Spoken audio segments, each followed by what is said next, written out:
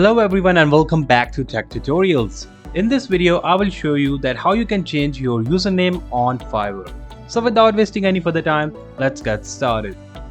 A lot of people put their username without even thinking on Fiverr, and later on they regret when their account grows that they cannot change their username because it is actually not possible to directly change the username. So first thing you need to do is to go to www.fiverr.com and continue with Google, or you can even continue with email or username. While creating your account, think twice to write your username as you will be not able to change that later on. But still, if you want to change your username, I have an alternative. Once you have created your account, go to the settings of your account and remember the email that you used to create this account. Now what you need to do is to deactivate your account, and while deactivating your account, you need to give the reason that you want to change your username. That's why you are deactivating your account. And after deactivating your account, you can create a new account with the new username you want and make sure to add this email, and that's how you can change the username of your Fiverr account.